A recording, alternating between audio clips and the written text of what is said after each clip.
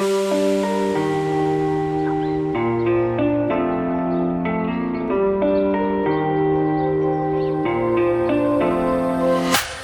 y a quelqu'un qui nous a contacté cette semaine par Facebook pour nous dire qu'elle voulait refaire une partie de sa cuisine, probablement une banquette puis un petit coin îlot.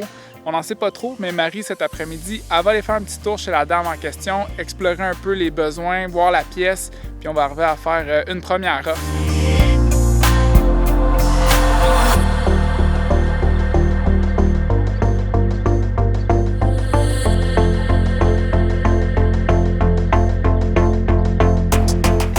Qui a acheté la maison il y a 5 ans, puis elle n'a jamais rien changé dans la maison. Fait qu'elle voulait comme un petit coup de pouce là, pour rajeunir le style de la pièce, puis donner un peu plus sa personnalité à la pièce aussi. Fait que c'est un projet d'îlot, peut-être de banquette, peut-être de luminaire, peut-être de peinture, on sait pas. On va voir jusqu'où on a envie de se rendre. Jusqu'où elle est prête à aller. Jusqu'où elle est prête à aller. Des fois, juste de changer des trucs clés dans une cuisine, ça va faire une grosse différence. Dans beaucoup de cas, les poignées vont faire une différence.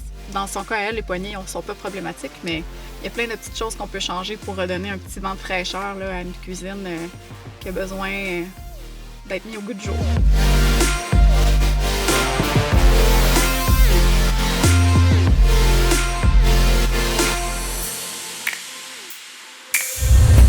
Cette semaine, c'est la folie. Les projets de design commencent tranquillement à rentrer, mais pendant ce temps-là, les commandes de masques n'ont pas arrêté. La vie de famille ne facilite pas les choses non plus. On court les rendez-vous puis les camps de jour pour les filles, et on s'occupe de Christophe qui est à la maison avec nous. Ah oui, puis aussi, la douche du 2e étage, elle coule. Ça dégouttait par le plafond dans notre cuisine qu'on vient de rénover. On a dû faire venir le plombier pour analyser le problème. Assurément, ça vient d'allonger la liste des projets à faire pour la maison.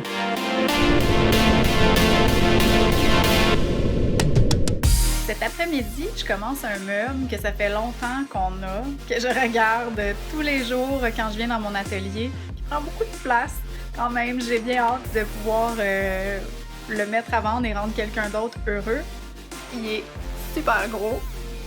On voit que même si je me mets debout, il est encore plus grand que moi. Les premières étapes sont pas toujours intéressantes. Pour l'instant, ce que je vais faire, c'est donner une couche de primer pour bien préparer le meuble. Les portes vont être beaucoup plus intéressantes à vous montrer. On espère que vous n'avez pas changé d'idée depuis le sondage. C'est parti! Wouhou!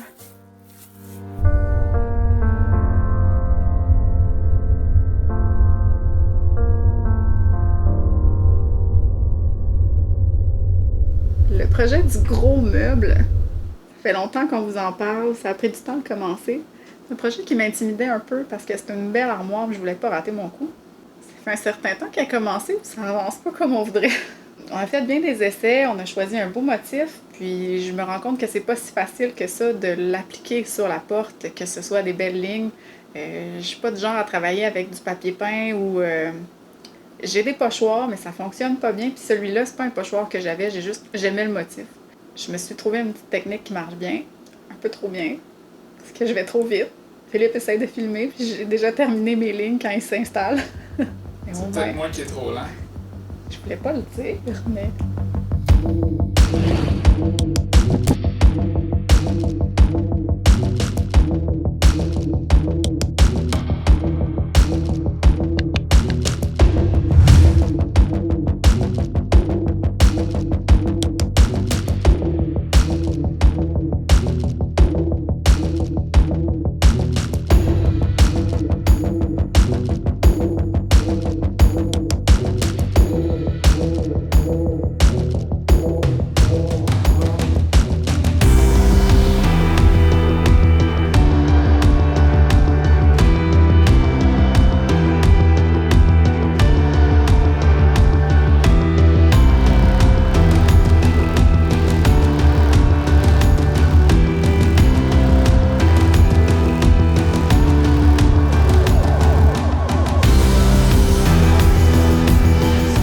Au grand bonheur des filles, on s'est finalement rendu à construire le module de jeu.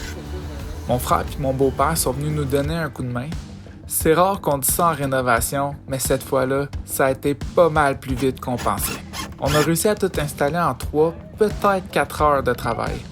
Il va rester à finaliser les petits détails comme placer le gazon synthétique, finir le carré de sable, puis poser une coupe de planches pour bien finir les murs de la cabane. Vous en faites pas, ça restera pas vide en arrière du module. On a prévu autre chose, mais ça, c'est une histoire pour une prochaine vidéo.